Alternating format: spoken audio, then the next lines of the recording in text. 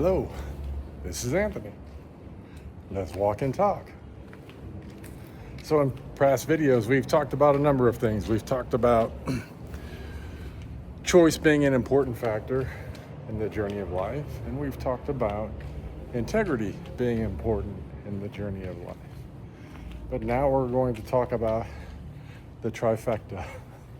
Again, this might be a bit of a controversial subject, but in this, I think it's important to best understand exactly where we're coming from in the discussion. Okay, bear with me. I am at a new place, and we are going to go to the rooftop. And there's this really cool little spiral staircase to get up to the rooftop, which I'm taking you on to help you to enjoy the journey a bit more. You can see a little cloudy today, but it's absolutely very beautiful out here. So, accountability. The trifecta of things that can help you to be more successful in life. Why is it important? Well, much like the other things that we've discussed, integrity and choice. The reason that accountability is also a very key and important factor in one's life is because when you choose to understand who you are, you choose to understand that you are a spiritual being having a human experience, and you also choose to understand that part of that human experience does include ego. And as you go on this journey, your job is to purge the aspects of ego that are not you, and then to integrate the other aspects of ego that are you and that are part of your journey. And in doing so, you begin to, again, empower yourself. And by empowering yourself, you begin to understand that every experience that you have in your life, you attract those things in your life. And what you're attracting in your life is you're attracting from the space in which you exist. Meaning, if you are, unhealed, you're going to attract things that require your attention, that are asking for or requiring your focus. If you are maybe further down the healing path, you're going to attract things that still require more attention, still require more focus in order for you to, again, reach the best version of you. Again, I always bring this up, it's very important. This healing journey, this journey of self-discovery, is a journey that will last you the rest of your life, most likely. The likelihood that you are going to reach the end of the healing aspect of your journey in life is slim. It's slim not because it's not to, in essence, make things uncomfortable. It's to help you to become comfortable with getting to continue to know yourself on a deeper aspect. And part of knowing yourself on a deeper aspect is really viewing and studying those things that you might consider your shadow aspect, and then bringing that shadow to light and either purging that shadow or integrating that shadow into self. It completely depends on what it is that you're working through or you're trying to discover for self. Everyone's journey is different. Some people's journey revolves around relationships with self, with others. Some revolves around relationships with money. Some revolve around relationship with purpose.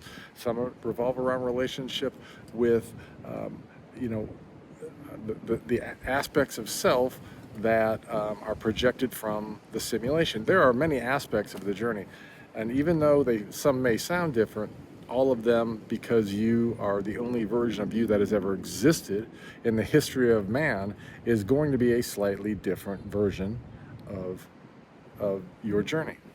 So, accountability, why are we there? Why are we talking about this next? Well, what accountability does is it helps you to empower yourself.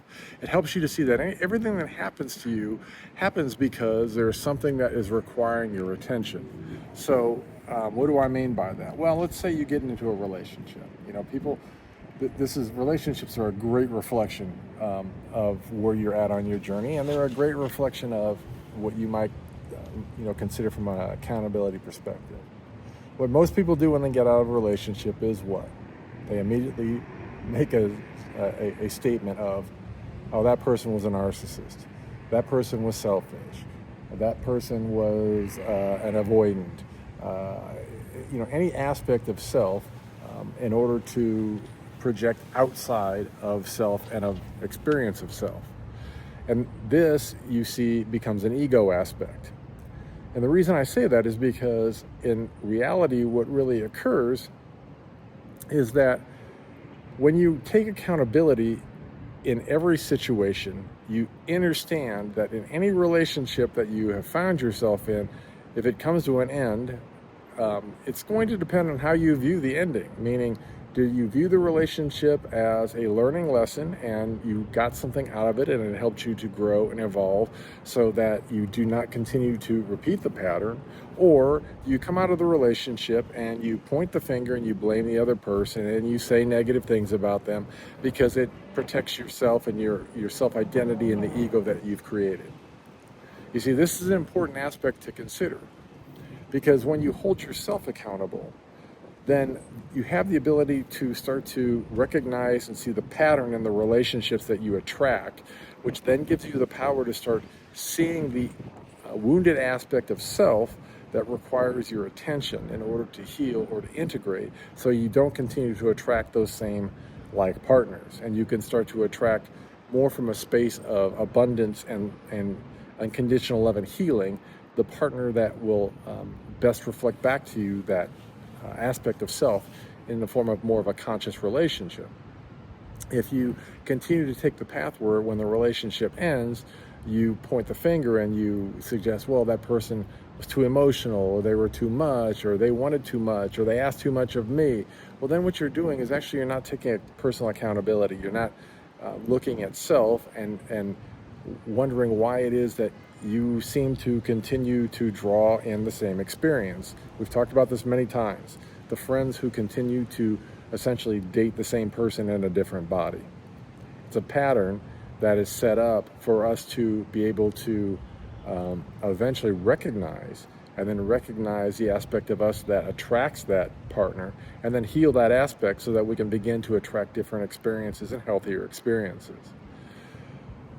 You see, for me, every time a relationship ends, whatever relationship that is, whether that be a friendship, whether that be a romantic relationship, the first thing I do is, for self, I look at that relationship with the appreciation, love, and gratitude that the relationship deserves. And I say that, some of you might say, well, if that person treated you poorly, Anthony, why would you do that? The reason why is because if I didn't have that relationship, and there are aspects of me that feel like I deserve a relationship where someone would treat me in that manner, then I am grateful, because it's showing me exactly what I need to heal and what I don't want in my future. So it essentially helps you to align yourself better with the aspect of self and the aspect of a partner that you truly want to embody and be attract in the future. You see, if every relationship that ended, I immediately started pointing the finger at the other person and suggesting that the failure of the relationship ended solely on them, then never do I take accountability for my actions in the relationship and myself and the wounded aspects of self that I need to continue to focus on and heal in order to not bring that same energy into another relationship, whether that would even be a relationship with myself. Because you see, as we've talked about, you're either a reflection or a projection.